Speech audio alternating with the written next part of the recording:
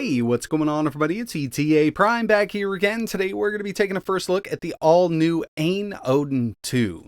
I've been really excited about this one, mainly because of the chipset they opted to use, and just knowing what kind of performance this can put out, I think this is going to be an absolutely amazing little handheld. Now obviously the one I have here is their transparent purple version. I personally call it atomic purple. And you can see we've got some RGB LEDs around the analog sticks and down the sides. Now with these transparent versions, you will see some hot spots, but keep in mind they do offer solid versions. They've got white, they've got the retro and the black. The RGB is going to be much more uniform on the solid versions. So yeah, I'm really surprised with what they've done here. I personally think it looks really good, and this thing is putting out some amazing performance. Now initially when this was announced, I didn't think they'd be using such a powerful chipset, but this does have the Snapdragon 8 Gen 2. So at the time of making this video, it is the most powerful Android handheld on the market right now. And just taking a look at the overall design, you can see that this is a much smaller handheld than a lot of the x86 handhelds on the market, which makes it really comfortable to hang on to for long periods of time. And when it comes to I/O, down here at the bottom, we do have a 3.5mm audio jack and USB Type-C for charging the battery up, syncing the device to your PC, and it will do 4K 60 video out. So we've got a full function USB-C down here. Up top, we've got a micro SD compartment and micro HDMI. Now this will only do 1080p 60, so if I do connect this to a larger display, I'll probably be using that USB-C on the bottom. And finally, over here, our volume rocker and our power button. So like I mentioned, the Odin 2 is a very comfortable handheld, and it's coming in really thin compared to x86. But remember, we're rocking an ARM chip here, and it's running Android, so we're not going to be able to do the things we can do on something like the Steam Deck. But given the chipset they opted to use here, this thing is going to be great for emulation, native Android gaming, and even cloud gaming. And when it comes to battery life, this is going to far exceed the x86 counterparts on the market right now because we are using an ARM CPU. Now when it comes to the specs of the new Odin 2, for the CPU, we've got that Snapdragon 8 Gen 2. This is an 8-core SoC. We've got one Cortex-X3 core running at 3.2 GHz, two A715 cores running at 2.8, two A710 cores running at 2.8, and three A510 cores running at 2 GHz. We also have the Adreno 740 GPU. It's got active cooling built in, so we don't need to worry about thermal throttling, and the Snapdragon 8 Gen 2 can definitely reach the maximum performance for long periods of time. You can pick this up in a few different storage and RAM variants, 8 gigs up to 16, but all of them are going to be using really fast LPDDR5X Ram. When it comes to storage, 128 up to 512, and it's using UFS 4.0. I did some transfers from an external SSD to the internal storage, and I couldn't believe how fast everything went. This UFS 4.0 is crazy fast. We'll take a look at a disk benchmark, but when it comes to the display, we've got a 6-inch IPS at 1920 by 1080, dual front-facing stereo speakers, and these are some of the first devices to come to market with Wi-Fi 7. This offers blazingly fast wireless speeds. Again, we will take a look at some benchmarks there. It's got Bluetooth 5.3, an 8,000 mAh battery with 45 watt quick charging capabilities, and this is running Android 13, plus we've got the Odin launcher right out of the box. Okay, so first and foremost, this is an Android device. As you can see, very reminiscent of kind of a Pixel phone. We've got the rounded icons, so you can change all this if you want to. We also have full access to Google Play. Don't have to do any kind of setup or anything like that. All you need to do is sign in. You can download your favorite apps directly from there. But Ayn has added a lot of settings specifically designed for this handheld, like fan control, RGB. We've got some performance settings. Plus, we've got the Odin launcher here. So from here, we can add different applications. We can add our emulators, our games. There's also a section for entertainment in case you want to watch some videos and things like that. You can have your apps separated. We can fully customize these icons and the background. I'm on the light theme and I haven't added a wallpaper to the background yet. I think the simple launcher looks really good.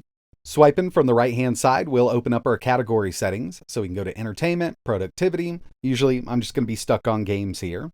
We've also got our performance settings, so we can go to normal, performance, or high performance, and basically this is just going to allow us to clock that CPU higher for a longer period of time. We've got some RGB controls, so we can disable those side RGBs directly from within the Odin launcher, but we've also got a lot more settings right down here. This is going to bring us into the Odin settings, and we've got a lot more that we can work with. like changing the color of the RGB. We can also disable it completely. And I'm on earlier firmware. One thing that I wish was here already was brightness control. It will be added in the future, but right now we're kind of stuck at this brightness. Would have been nice to kind of lower this just a bit. But by the time this releases to everybody, that should be fixed. So yeah, the Odin launcher just adds kind of a simple launcher so we can get to everything really easily. Now from within Android, if we swipe down from the very top, we can get to all of the extra settings that we need to mess around with, like our RGB control, fan control, and performance. And with this, we actually have 4 different settings: normal, performance, and high performance. Obviously, high performance is where it's going to be at to get the most out of the Odin 2, but this does automatically enable that fan to sport mode, which does get a bit louder. Nothing compared to these x86 handhelds, but it's nice to have this, that way we won't thermal throttle. Another cool feature they added is charging separation. So basically, if you know you're going to have this plugged into the wall, you can turn this on, and it's not going to affect your battery. You're just going to be pulling all the power from the wall to run this unit.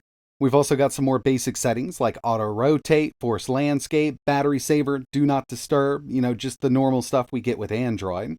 But yeah, so far, software is coming along really nicely, given that this is earlier firmware. I'm sure in the future, we will see more features added, especially when more people get their hands on these, more requested features. One thing I kind of really want right now is just brightness control for those LEDs, but that will be coming hopefully in the next update. And by the way, yeah, we do have OTA updates directly from Odin on the Odin 2. And you can see here that our video output over HDMI is only 1080p 60, but over USB 4K 60. We can also easily swap our button layout. So right now it's kind of, Switch style. They're calling it Odin.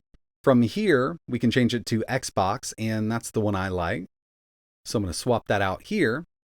We can map our rear buttons. So we've got that M1 and M2 button. You can choose what you'd like it to do.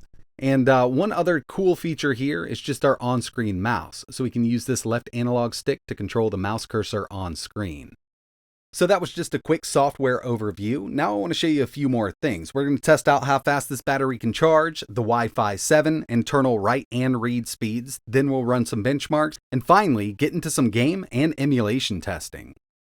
Okay, so battery charging. They state that this will do up to 45 watts. In my test, I've hit 40 watts. And in all actuality, it really depends what kind of voltage our PD is putting out. But at 9 volts, 3.5 amps, we're looking at around 2.5 to 3 hours to charge the battery up. Not too bad. The next thing I wanted to take a look at were these Wi-Fi speeds. And we could run a theoretical test, but I personally like running real-world tests from my home network. I've got a Wi-Fi 6 router and gig internet. I'm basically maxing out what my router can put out right now.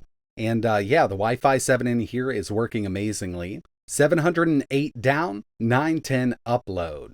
Next thing I wanted to take a look at were just the speeds of this UFS 4.0 storage. And keep in mind, this is the 512 gigabyte version. The lower storage variants may be a bit faster. They might be a bit slower. But what I have here, sequential read, 2,652 megabytes per second, and a sequential write of 1,071 megabytes per second.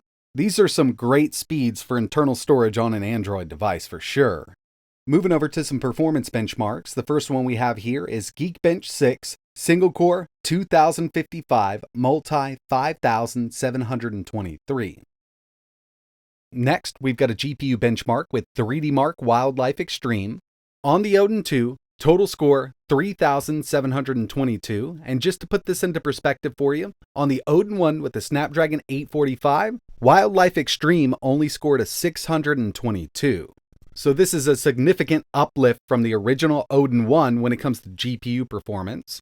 And the final thing I ran here was Antutu. We got a total score of 1,594,666.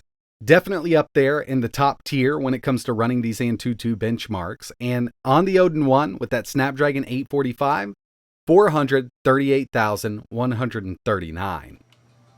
Now it's time to jump into some native Android gaming. And first up, we've got Mincraft. I actually just kind of started this to show you a few more features here. Swiping over from the right-hand side while you're playing any game will bring up our in-game settings. We can turn on Do Not Disturb, we can record the screen, we can set up a screenshot, clean the memory. It also gives us a look at our CPU usage, CPU temperature, and FPS. Plus, we've got an on-screen mapper, so for games that don't support native controllers on Android, we can set up touch points on the screen and map them to the built-in controls here. Plus, we've got a real-time on-screen FPS counter, which comes in really handy for testing these games, be it emulators or native Android games. But of course, you know, when it comes to Minecraft, it's going to run it just fine. We're not going to have an issue there. We've got more than enough power. And next up, we've got Asphalt 9. This is one of those games that just works with the controller. We don't need any on-screen mapper. I'm maxed out from the settings here. Looks great, plays just fine. And if you wanted to play with the built-in gyro, you always could. I'm just not a huge fan of gyro, so I always like, you know, real physical controls. But this is one of those games that's been out for a while. It's very well optimized, so let's move over to something else. We've got Call of Duty Mobile. Now with this game here, it only works with certain controllers, like official Xbox controllers. There are a few third parties that work, but luckily we've got the built-in key mapper. So we can move these around anywhere on screen. We can set our analogs up for view or movement. And overall, for the games that need it, it works out really well. Now I will tell you, you might need to turn the sensitivity down a bit, but you can definitely adjust it to your liking. And by the way, with Call of Duty Mobile here, we're at the highest settings and highest frame rate. We've only got a 60 Hz display, so we can get up to 60 here, but the Snapdragon 8 Gen 2 can run basically any Android game from the market, no problem at all, even Genshin Impact. We're at the highest settings, 60 FPS. I've got that on-screen FPS counter right there in the middle, so you can see we're right there on 60. Got a couple dips every once in a while, and that's because I'm at the highest settings here with the Snapdragon 8 Gen 2. But this is really great performance for a little Android handheld, and it looks awesome at this resolution. So yeah, this thing's putting down some really great performance when it comes to native Android games. But the next thing we need to test is some emulation, and I will have a full emulation video coming up, but I wanted to show off some higher end stuff running first. PSP, using the standalone version of PPSSPP, God of War, Ghost of Sparta, 4X resolution. So we are at a 1080p native resolution, constant 60 FPS. I've got both frame counters up just so you can see. And you know, the built-in controls just work with these emulators, no problem at all. So for PSP emulation, I mean, this thing has more than enough power to do it. As long as the game's compatible with the emulator, you're going to be able to run it at full speed and upscaled.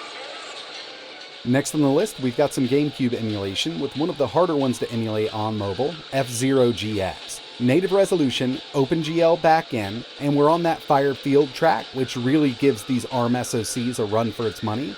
But yeah, you can see this is running at full speed, looking at some really great GameCube and Wii performance on the Odin 2.